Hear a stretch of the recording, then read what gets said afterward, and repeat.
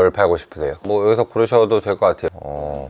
잘 파네요. 내 인생을 책임져줄 아이템인데 이거를 뭐 설렁설렁 한다는 것 자체가 좀 자식 키우듯이 키우는 거죠. 내 모든 걸 갈아넣고 키우잖아요. 요 뺑글뺑글뺑글뺑글 이제 돌 수도 있어요. 재밌죠? 빚은 늘어나는데 매출은 줄 때 남은 돈도 이제 많이 없고, 그럼 물건을 또 시켜야 되는데 돈이 없죠. 근데 그 대출 받은 걸로 또 안 돼요. 잘. 그때가 가장 힘들었던 것 같아요. 3천만 원을 넣어서 1,000만 원씩 순수익 나올 수 있는 일이 대한민국에 있으면 알려주십시오.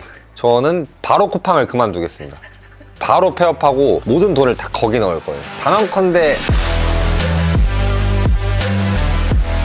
저는 일단 쿠팡이라는 플랫폼에서 물건을 팔고 있는 셀러입니다. 좀 더 깊게 들어가 보자면 쿠팡에서 물건을 어떻게 뭘 파냐, 일단 파는 물건은 다양해요. 종류를 가리지 않고 제가 팔 수 있는 물건은 다 팔고 있다고 보시면 되고, 그리고 실제로도 웬만한 물건들은 다 만들어서든 갖고 와서든 팔 수 있어요. 일반 사람도. 결국에는 돈을 벌려고 저는 쿠팡을 하는 거기 때문에 돈이 되는, 수익이 되는 물건을 찾아서 판매를 하고 있고, 그 중에서 로켓 그로스라는 판매 방식으로 물건을 팔고 있고, 물건을 먼저 사서 재고를 확보를 하고 쿠팡 창고를 이용하는 방식이에요. 고객이 물건을 주문하면 고객에게 물건이 가야 하는데, 이걸 내가 택배를 직접 싸서 보낼 거냐 또는 쿠팡에게 갖다 달라고 부탁할 거냐 인 건데, 후자인 쿠팡한테 이제 갖다 달라고 부탁을 하는 거죠. 부탁을 하려면 쿠팡 창고에 물건이 있어야만 쿠팡맨이 갖다 줄 수 있으니까 그 창고를 돈을 내고 이용한다고 보시면 돼요. 물건은 보통은 중국에서 많이 가지고 와요. 또는 국내에서 갖고 와도 되고요. 상관없어요. 일본에서 가져와도 되고, 중국이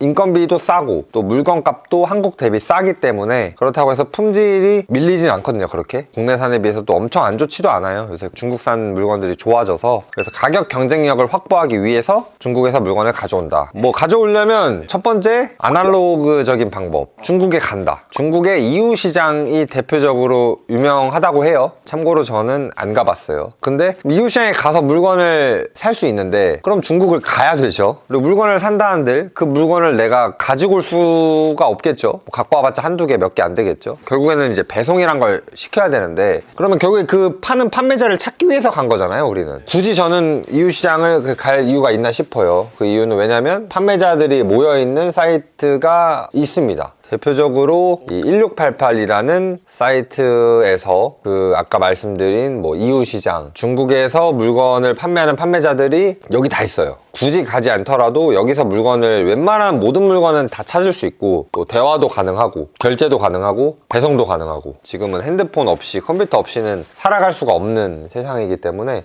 그들도 다 이런 컴퓨터나 인터넷을 활용한 방식으로 물건을 판매하고 있다라고 보시면 될 것 같습니다. 여기서 내가 뭘 팔지를 찾을 수도 있겠지만 저는 반대로 합니다. 쿠팡에서 내가 뭘 팔지를 찾고 그 물건을 이제 여기서 찾습니다. 가장 근데 쉬운 방법으로는 내가 어떠한 뭐 카테고리 정도는 처음엔 정해야 하고, 또는 정하지 못하면 일단 둘러는 봐야 돼요. 왜냐면 뭐가 잘 팔리는지 모르니까. 쿠팡에 딱 이렇게 들어오면 이 메인 화면이라고 하죠. 이 메인 화면에 많은 상품들이 나온단 말이에요. 이렇게 여기에 이 상품들이 왜 나올까를 첫 번째로 좀 생각을 해봐야 돼요. 그러니까 안 팔리는 상품을 쿠팡에서 메인 화면으로 보여줄까, 잘 팔리는 상품을 보여줄까를 생각을 해보자는 거죠. 쿠팡이 돈을 잘 벌거든요. 뭘로 벌까요? 결국 쿠팡이 물건을 팔아서 판매된 수수료로 돈을 버는 구조거든요. 안 팔리면 쿠팡도 돈을 못 벌겠죠. 그러니까 잘 팔아야 되니까 잘 파는 물건을 계속 보여줄 수밖에 없다고요. 그냥 그 생각 하나만 우리가 하고 있어도, 아, 일단 여기 외부에 나와 있는 상품들이 잘 팔리는구나. 또는 어떠한 카테고리를 들어가도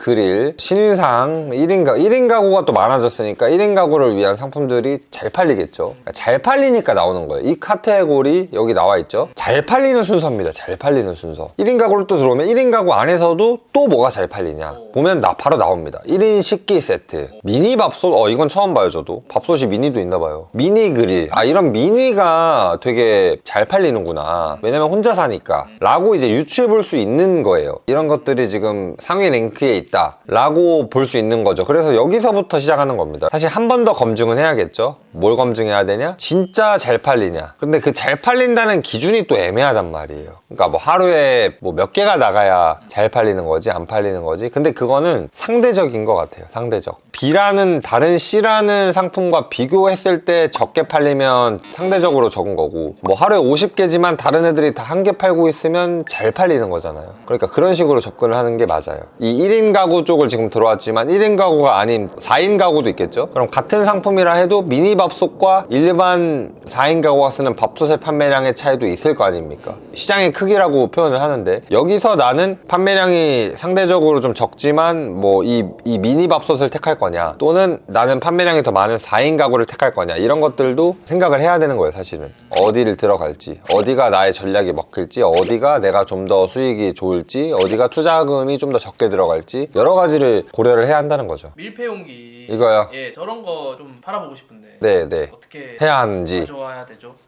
일단 이 상품 같은 경우에 첫 번째로 사실 주방용품 쪽 카테고리의 상품인데 음식물이 들어갑니다. 네, 그 음식물이 들어가거나 입에 닿는 제품들, 예를 들면 이런 제품이나 텀블러는 초보자가 알아야 하는 게 그냥 가져올 수가 없어요. 그 검사를 맡아야 돼요. 식품 검사라고 해서 그 조건도 있고 비용도 있고 여러 가지가 이제 들어가는데, 그걸 안 받고 갖고 오게 되면 폐기입니다. 통관 자체가 안 돼요. 중국에서 가져오다가 한국에까지는 오거든요. 근데 한국에서 이제 통관이 안 돼요. 그래서 버려야 돼요. 또는 검사를 받던가. 그래서 이런 부분은 내가 알고 접근을 해야 하는 거죠. 그럼 내가 생각한 원가가 달라지겠죠. 단순히 1688에서 하나에 1,000원이었는데 이것저것 붙이다 보면 2,000원이 될 수도 있고 3,000원이 될 수도 있고. 이런 거는 저 같은 초보자는 하면 안 되나요? 하면 안 되는 건 아니고 해도 되는데 알고 해야 된다는 거고. 공부를 하고 해야 되나요? 그렇죠. 공부는 이제 사실 유튜브에도 찾아보면 굉장히 많아요. 네이버에도 많고 해서 사실 웬만한 정보들은 인터넷만 봐도 사실 다 알 수 있고, 사실 저 같은 경우에는 이제 그 뒤에 이제 판매하는 어떤 기술이라든지 좀 본질적인 내용들을 좀 강조하는 것 뿐이지, 뭐 이걸 어떻게 갖고 와야 되냐, 이거는 사실 인터넷에 있어요. 근데 잘 빨리는 거로 해야 된다 하셔가지고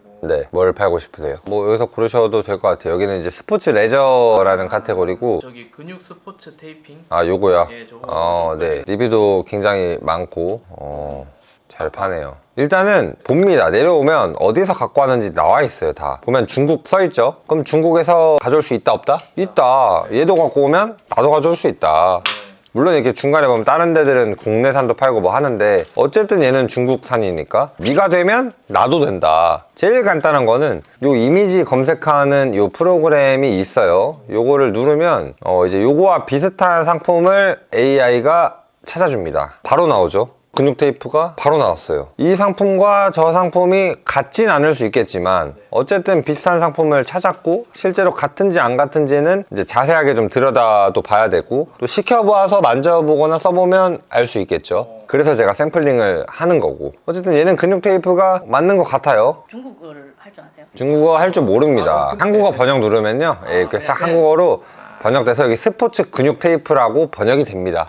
번역은 얘가 해줘요. 중국어 같은 거 공부. 외국어는 앞으로 살면서 공부할 필요 없어요. 근육 테이프를 파는 판매자는 중국에 한 5억 명 정도는 있을 거예요. 너무 많아요. 많은데 그럼 이 많은 판매자들의 물건 중에서 난 뭘 택해야 되냐? 사실 제가 가장 중요하게 생각하는 건 첫 번째 가격이죠. 비싼 판매자도 있고 싼 판매자도 있을 거란 말이에요. 그럼 비싸면 다 좋냐? 뭐 비싸면 좋을 수 있겠죠, 확률상. 근데 비싸면 내가 비싸게 팔아야 된다는 거거든요. 그러면은 비싸게 갖고 와서 비싸게 파는 것까지는 좋은데, 그 비싸게 팔 수 있는 능력이 있는가? 그 가격이 시장에서 정말 비싼가 싼가? 또 봐야 한다는 거죠. 예를 들면 제가 브랜드를 만들어서 치킨을 팔 거예요. 치킨이 보통 한 마리에 얼마죠? 한 2만 원 하나요? 그러면 닭이 뭐 얼마 정도는 돼야 내가 2만 원에 팔았을 때 이 정도는 남겠다, 이 정도는 생각을 할 거 아닙니까? 닭이 한 마리에 만약에 15,000원이에요. 근데 2만 원에 판다? 남을까요? 단순하게 생각하면 5,000원 남는다고 생각할 수도 있지만, 그 닭을 만들기 위한 시간,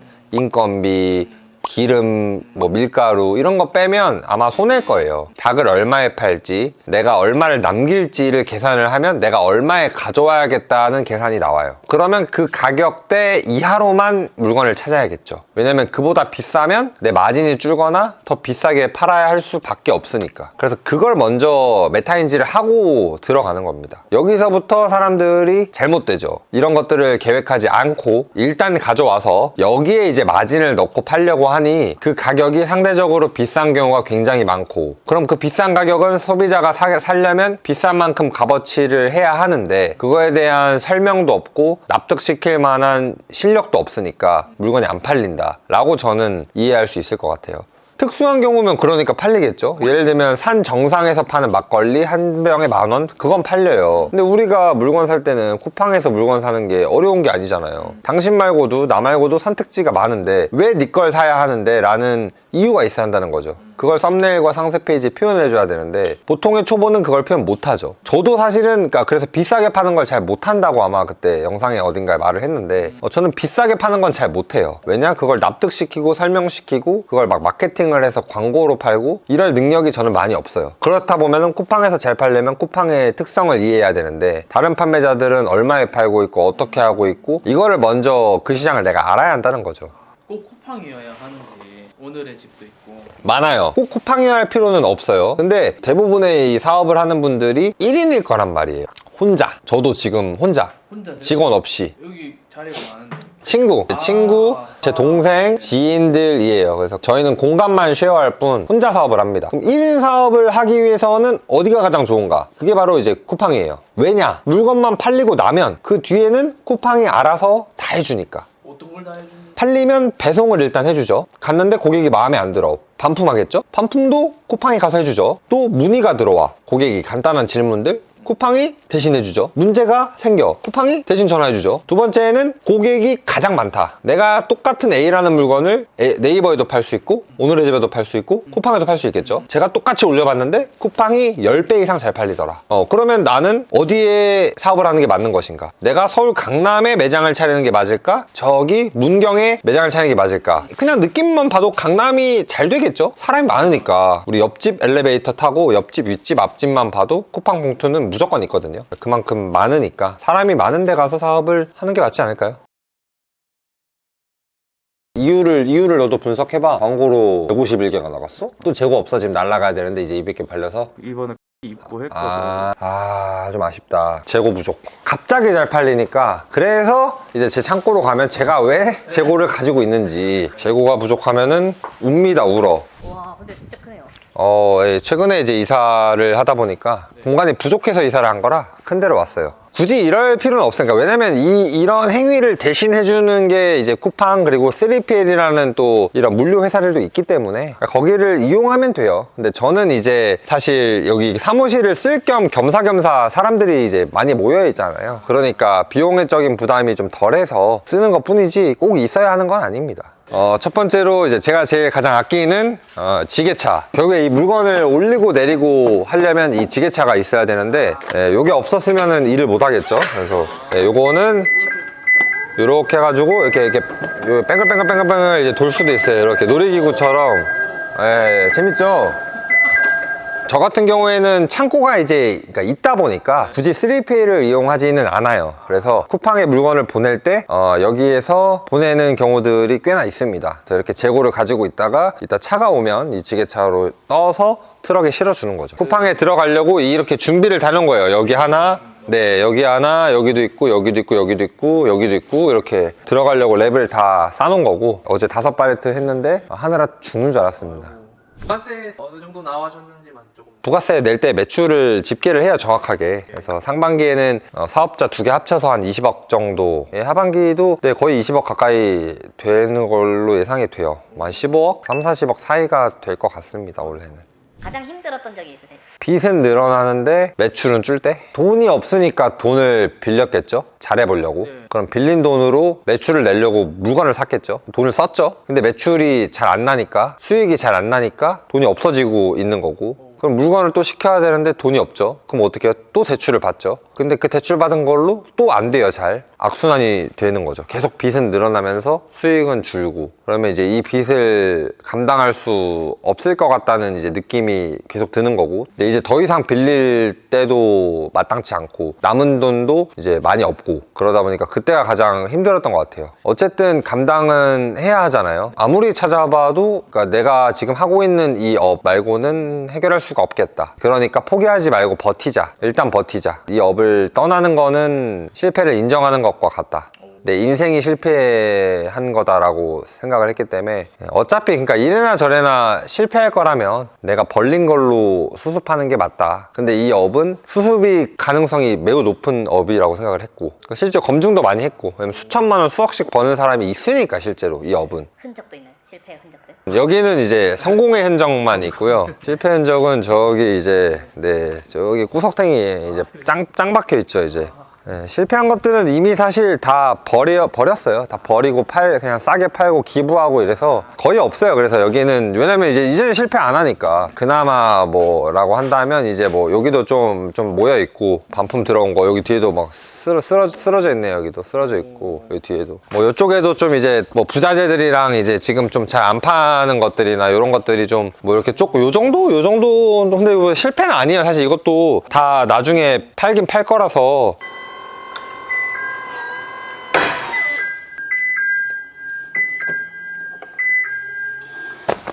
써있죠. 네거머 90개 해가지고. 야, 이거 사은품 전략. 사은품으로 저는 장갑을 이렇게 줬었어요. 또 보들보들하니 좋아요. 상당히. 이렇게. 리뷰도 몇백 개 달려있는데 공을 많이 들였던 거라. 팔아야겠네요. 생각해보니까. 진짜 팔아야 돼요. 이거 뭐 갖고 있으면 뭐예요, 이거. 없애야죠, 이거. 하나 드릴까요? 네, 여자친구분이랑 해갖고 하나씩. 이게 제가 만든 거예요. 이거는 로고만 갈고 이런 게 아니라 사이즈도 좀 넉넉하게 만들었고 그 안에 내피 털도 비싼 걸로 바꿔서 좀 비싸요. 원가가 다른 거에 비해. 제품 하나를 하시더라도 되게 장인처럼 하시네요. 그쵸. 사랑과 애정을 주는 거죠. 내 인생을 책임져 줄 아이템인데 이거를 뭐 설렁설렁 뭐 한다는 것 자체가 좀 자식 키우듯이 키우는 거죠. 자식을 누가 대충 키웁니까? 내 모든 걸 갈아넣고 키우잖아요. 제 기준으로 저는 마진율이 한 20% 내외 정도 항상 나오거든요. 조금 낮을 때도 있고 좀 더 높을 때도 있어요. 그럼 5억의 매출을 내기 위해서는 물건 값이 얼마가 들어갈지를 역계산해 보면 되거든요. 보통 저 같은 경우에는 30%라고 얘기를 할게요. 편차는 제품마다 있지만 그래서 한 1억 5천만 원 정도의 이제 재고를 가지고 있어야 5억의 매출을 낼 수 있는 거예요. 반대로 다시 얘기하면 5억의 매출을 내려면 1억 5천만 원어치의 물건이 무조건 있어야 돼요. 물건이 없는데 매출을 낼 수가 없겠죠. 그럼 1억 5천만 원만 있으면 되냐? 아니죠. 그 물건들이 계속 팔린다는 가정하에는 팔리는 중간에 물건을 한 번 더 사야 되겠죠.